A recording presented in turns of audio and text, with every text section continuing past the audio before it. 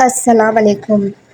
آپ صلی اللہ علیہ وآلہ وسلم کی عمر 35 سال ہوئی تو مکہ میں زبردست سیلاب آیا۔ قریش نے اس سیلاب سے محفوظ رہنے کے لیے ایک بند بنا رکھا تھا، مگر یہ سیلاب اس قدر زبردست تھا کہ بند توڑ کر کعبے میں داخل ہو گیا۔ پانی کی زبردست ریلیں اور پانی کے اندر جمع ہونے کی وجہ سے کعبے کی دیواروں میں شگاف پڑ گئے۔ اس سے پہلے ایک مرتبہ یہ دیواریں آگ لگ جانے کی وجہ سے کمزور ہو چکی تھیں، اور یہ واقعہ اس طرح ہوا تھا کہ ایک مرتبہ کوئی عورت کعبے کو دھونی دے رہی تھی کہ اس آگ میں سے ایک چنگاری اڑ کر کعبے کے پردوں تک پہنچ گئی۔ اس سے پردوں کو آگ لگ گئی اور دیواریں تک جل گئیں۔ اس طرح دیواریں بہت کمزور ہو گئی تھیں۔ یہی وجہ تھی کہ سیلاب نے ان کمزور دیواروں میں شگاف کر دیے۔ سیدنا ابراہیم علیہ السلام نے کعبے کی جو دیواریں اٹھائی تھیں وہ 9 گز اونچی تھیں۔ ان پر چھت نہیں تھی۔ لوگ کعبے کے نذرانے وغیرہ لاتے۔ یہ نذرانے کپڑے اور خوشبوئیں وغیرہ ہوتی تھیں۔ کعبے کے اندر جو کنواں تھا یہ سب نذرانے اس کنویں میں ڈال دیے جاتے تھے۔ کنواں اندرونی حصے میں دائیں طرف تھا۔ اس کو کعبے کا خزانہ کہا جاتا تھا۔ کعبے کے خزانے کو ایک مرتبہ ایک چور نے چرانے کی کوشش کی۔ چور کنویں میں ہی مر گیا۔ اس کے بعد اللہ تعالیٰ نے اس کی حفاظت کے لیے ایک سانپ کو مقرر کر دیا۔ یہ سانپ کنویں کی منڈیر پر بیٹھا رہتا تھا، کسی کو خزانے کے نزدیک نہیں آنے دیتا تھا۔ قریش پر سے خوفزدہ رہتے تھے۔ اب جب کہ کعبے کی دیواروں میں شگاف پڑ گئے اور نئے سرے سے اس کی تعمیر کا مسئلہ پیش آیا تو اللہ تعالیٰ نے ایک پرندے کو بھیجا۔ وہ سانپ کو اٹھا لے گیا۔ یہ دیکھ کر قریش کے لوگ بہت خوش ہوئے۔ اب انہوں نے نئے سرے سے کعبے کی تعمیر کا فیصلہ کر لیا اور پروگرام بنایا کہ بنیادیں مضبوط بنا کر دیواروں کو زیادہ اونچا اٹھایا جائے۔ اس طرح دروازے کو بھی اونچا کر دیا جائے گا تاکہ کعبے میں کوئی داخل نہ ہو، صرف وہی شخص داخل ہو جسے وہ اجازت دیں۔ اب انہوں نے پتھر جمع کیے۔ ہر قبیلہ اپنے حصے کے پتھر الگ جمع کر رہا تھا۔ چندہ بھی جمع کیا گیا۔ چندے میں انہوں نے پاک کمائی دی، ناپاک کمائی نہیں دی۔ مثلاً طوائفوں کی آمدنی، سود کی کمائی، دوسروں کا مال غصب کر کے حاصل کی گئی دولت چندے میں نہیں دی۔ پاک کمائی انہوں نے بلا وجہ نہیں دی۔ ایک خاص واقعہ پیش آیا تھا جس سے وہ اس نتیجے پر پہنچے تھے کہ اس کام میں صرف پاک کمائی لگائی جائے گی۔ وہ واقعہ یوں تھا کہ ایک قریشی سردار ابو وہب اور عمر بن عابد نے جب یہ کام شروع کرنے کے لیے ایک پتھر اٹھایا تو پتھر اس کے ہاتھ سے نکل کر پھر اسی جگہ پہنچ گیا جہاں سے اسے اٹھایا گیا تھا۔ اس پر قریش حیران و پریشان ہوئے۔ آخر خود وہب کھڑا ہوا اور بولا، ایک گروہ قریش، کعبے کی بنیادوں میں سوائے پاک مال کے کوئی دوسرا مال شامل مت کرنا۔ بیت اللہ کی تعمیر میں کسی بدکار عورت کی کمائی، سود کی کمائی یا زبردستی حاصل کی گئی دولت ہرگز شامل نہ کرنا۔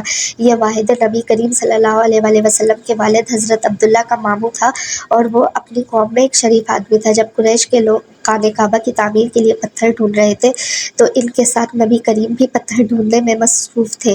آپ صلی اللہ علیہ وآلہ وسلم پتھر اپنی گردنوں پر رکھ کر لا رہے تھے۔ تعمیر شروع کرنے سے پہلے قریش کے لوگوں نے خوف محسوس کیا کہ دیواریں گرانے سے کہیں ان پر کوئی مصیبت نازل نہ ہو جائے۔ آخر ایک سردار ولید بن مغیرہ نے کہا کہ کعبے کی دیواریں گرانے سے تمہارا ارادہ اصلاح اور مرمت کا ہے، اس کو خراب کرنے کا نہیں۔ جواب میں لوگوں نے کہا، ظاہر ہے ہم تو مرمت اور اصلاح چاہتے ہیں۔ یہ سن کر ولید نے کہا، تب پھر سمجھ لو اللہ تعالیٰ اصلاح کرنے والوں کو برباد نہیں کرتا۔ پھر ولید ہی نے گرانے کے کام کی ابتدا کی، لیکن اس نے ابھی صرف ایک ہی حصہ گرایا تھا کہ معلوم ہو جائے کہ ان پر کوئی تباہی تو نہیں آتی۔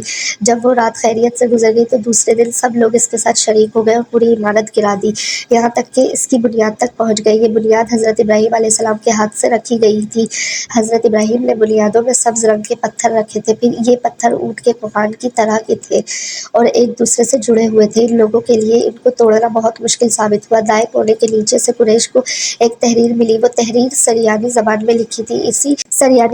انہیں سریانی زبان نہیں آتی تھی۔ آخر ایک یہودی کو تلاش کر کے لایا گیا۔ اس نے وہ تحریر پڑھ کر انہیں سنایا، میں اللہ مکہ کا مالک جس کو میں نے اس دن پیدا کیا، میں نے آسمانوں اور زمینوں کو پیدا کیا جس دن میں نے سورج اور چاند بنائے، میں نے ان کو یعنی مکہ کو 7 فرشتوں کے ذریعے گھیر دیا ہے۔ اس کی عظمت اس وقت تک ختم نہیں ہوگی جب تک اس کے دونوں طرف پہاڑ موجود ہے، اور ان پہاڑوں کے سردار ایک تو ابو قبیس پہاڑ ہے جو کہ صفت پہاڑی کے سامنے ہے، اور دوسرا ککان پہاڑ ہے جو مکہ کے قریب ہے جس کا رخ ابو قبیس پہاڑ کی طرف ہے۔ یہ شہر اپنے باشندوں کے لیے پانی اور دودھ کے لحاظ سے بہت بابرکت اور نفع والا ہے۔ یہ پہلی تحریر تھی۔ دوسری مقام ابراہیم سے ملی۔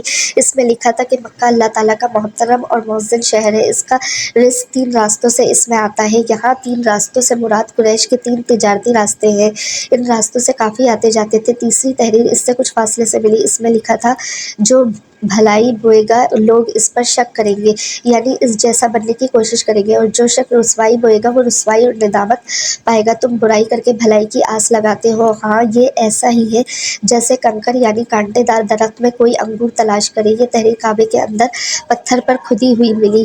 کعبے کی تعمیر کے سلسلے میں قریش کو پتھروں کے علاوہ لکڑی کی بھی ضرورت تھی۔ چھت اور دیواروں میں لکڑی کی ضرورت تھی۔ لکڑی کا مسئلہ اس طرح حل ہوا کہ ایک جہاز عرب کے ساحل سے آ کر ٹکرا گیا۔ آج اس مقام کو جدہ کا ساحل کہا جاتا ہے، پہلے مکہ کا ساحل کہلاتا تھا، اسی لیے مکہ کے قریب ترین ساحل یہی تھا۔ ساحل سے ٹکرا کر جہاز ٹوٹ گیا۔ وہ جہاز کسی رومی تاجر کا تھا۔ اس جہاز میں شاہ روم کے لیے سنگ مرمر، لکڑی اور لوہے کا سامان لے جایا جا رہا تھا۔ قریش کو اس جہاز کے بارے میں پتہ چلا، یہ لوگ وہاں پہنچے اور ان لوگوں نے لکڑی خرید لی۔ اس طرح چھت کی تعمیر میں اس لکڑی کو استعمال کیا گیا۔ آخر خانہ کعبہ کی تعمیر کا کام حجر اسود تک پہنچ گیا۔ اب یہاں ایک نیا مسئلہ پیدا ہو گیا۔ سوال یہ پیدا کہ حجر اسود کون اٹھائے گا، اس جگہ پر رکھے گا؟ ہر قبیلہ یہ فضیلت خود حاصل کرنا چاہتا تھا۔ یہ جھگڑا اس حد تک بڑھا کہ مرنے مارنے کی نوبت آ گئی۔ لوگ ایک دوسرے کو قتل کرنے پر تل گئے۔ قبیلہ عبدالدار نے تو قبیلہ عدی کے ساتھ مل کر ایک برتن میں خون بھرا اور اس میں اپنے ہاتھ ڈبو کر کہا حجر اسود ہم خود رکھیں گے۔ اسی طرح دوسرے قبیلے بھی اٹھ گئے، تلواریں نیاموں سے نکل آئیں۔ آخر وہ سب بیت اللہ میں جمع ہوئے۔ ان لوگوں میں ابو امیہ بن مغیرہ تھا، اس کا نام حذیفہ تھا۔ قریش کے پورے قبیلے میں یہ سب سے زیادہ عمر والا تھا۔ یہ ام المومنین سیدہ ام سلمہ رضی اللہ تعالیٰ عنہا کا باپ تھا۔ یہ قریش کے انتہائی شریف لوگوں میں سے تھا۔ مسافروں کا سفری سامان کھانا وغیرہ دینے کے سلسلے میں بہت مشہور تھا۔ جب کبھی سفر کرتا تو اپنے ساتھیوں کے کھانے پینے کا سامان خود کرتا تھا۔ اس وقت اس شدید جھگڑے کو ختم کرنے کے لیے اس نے ایک حل پیش کیا۔ اس نے سب سے کہا اے قریش کے لوگوں، اپنا جھگڑا ختم کر کے تم یوں کرو کہ حرم کے صفا نامی دروازے سے جو شخص سب سے پہلے کل داخل ہوگا اس سے فیصلہ کرا لو۔ وہ تمہارے درمیان جو فیصلہ کرے گا وہ سب اس کو مان لیں گے۔ یہ تجویز سب نے مان لی۔ آج اس دروازے کو باب السلام کہا جاتا ہے۔ یہ دروازہ رکن یمانی اور رکن اسود کے درمیانی حصے کے سامنے ہے۔ اس کی قدرت کہ اس دروازے سے سب سے پہلے نبی کریم تشریف لائے۔ قریش نے جیسے ہی آپ صلی اللہ علیہ وسلم کو دیکھا تو پکار اٹھے یہ تو امین ہے، یہ تو محمد ہے، ہم ان پر راضی ہیں۔ اور ان کے ایسا کہنے کی وجہ یہ تھی کہ قریش اپنے آپس کے جھگڑوں کے فیصلے آپ صلی اللہ علیہ وسلم سے ہی کرتے تھے۔ آپ صلی اللہ علیہ وسلم کسی کی بیجا حمایت نہیں کرتے تھے، نہ بلا وجہ کسی کی مخالفت کرتے تھے۔ پھر ان لوگوں نے اپنے جھگڑوں کی تفصیل آپ صلی اللہ علیہ وسلم کو سنائی۔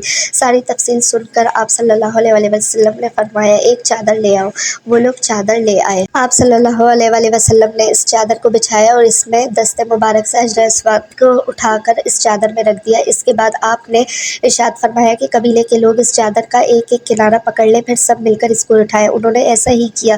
چادر کو اٹھائے ہوئے اس مقام تک آ گئے جہاں حجر اسود کو رکھنا تھا۔ پھر اس کے بعد نبی کریم نے حجر اسود کو اٹھا کر اس کی جگہ رکھنا چاہا، لیکن عین اس وقت ایک نجدی شخص آگے بڑھا اور تیز آواز میں بولا بڑے تعجب کی بات یہ ہے کہ آپ لوگوں نے ایک کم عمر نوجوان کو اپنا رہنما بنا لیا، اس کی عزت افزائی میں لگ گئے ہو۔ یاد رکھو یہ شخص سب کو گروہوں میں تقسیم کر دے گا، تم لوگوں کو پارا پارا کر دے گا۔ قریب تھا کہ لوگوں میں اس کی باتوں سے ایک بار پھر جھگڑا ہو جائے، لیکن پھر خود ہی انہوں نے محسوس کر لیا کہ نبی کریم نے جو فیصلہ کیا ہے وہ لڑانے والا نہیں، لڑائی ختم کرنے والا ہے۔ چنانچہ حجر اسود کو نبی کریم نے اپنے مبارک ہاتھوں سے اس جگہ پر رکھ دیا۔ مورخین نے لکھا ہے کہ نجدی شخص دراصل ابلیس جو اس موقع پر انسانی شکل میں آیا تھا۔ جب کعبے کی تعمیر مکمل ہو گئی تو قریش نے اپنے بتوں کو پھر اس میں سجا دیا۔ کعبے کی یہ تعمیر جو قریش نے کی تھی چوتھی تعمیر تھی۔ سب سے پہلے کعبے کو فرشتوں نے بنایا تھا۔ بعض صحابہ نے فرمایا ہے کہ زمین و آسمان کو پیدا کرنے سے پہلے اللہ تعالیٰ کا عرش پانی کے اوپر تھا۔ جب عرش کو پانی پر ہونے کی وجہ سے حرکت ہوئی تو اس پر یہ کلمہ لکھا گیا اللہ تعالیٰ کے سوا کوئی معبود نہیں، محمد صلی اللہ علیہ وسلم اللہ کے رسول ہے۔ اس کلمے کے لکھے جانے کے بعد عرش ساکن ہو گیا۔ پھر جب اللہ تعالیٰ نے آسمان اور زمین کو پیدا کرنے کا ارادہ فرمایا تو اس نے پانی پر ہوا کو بھیجا، اس سے پانی میں موجیں اٹھنے لگیں اور بخارات اٹھنے لگے۔ اللہ تعالیٰ نے ان بخارات یعنی بھاپ سے آسمان کو پیدا فرمایا۔ پھر اللہ تعالیٰ نے کعبے کی جگہ سے پانی کو ہٹا دیا، جگہ خشک ہو گئی، چنانچہ یہی خشکی بڑھتے بڑھتے 7 بر اعظم بن گئے۔ جب زمین ظاہر ہو گئی تو اس پر پہاڑ قائم کیے گئے۔ زمین پر سب سے پہلا پہاڑ ابو قبیس ہے۔ پھر اللہ تعالیٰ نے فرشتوں کو حکم دیا، فرمایا زمین پر میرے نام کا ایک گھر بناؤ تاکہ آدم کی اولاد اس گھر کے ذریعے میری پناہ مانگے۔ انسان اس گھر کا طواف کرے جس طرح تم نے میرے عرش کے گرد طواف کیا ہے تاکہ میں ان سے راضی ہو جاؤں۔ فرشتے نے حکم کی تعمیل کی، پھر حضرت آدم علیہ السلام نے خانہ کعبہ کی تعمیر شروع کی، اس کے بعد حضرت ابراہیم نے کعبے کی تعمیر کی۔ اس طرح قریش کے ہاتھوں یہ تعمیر چوتھی بار ہوئی تھی۔ اللہ پاک ہم سب کا خاتمہ ایمان پر کرے، آمین۔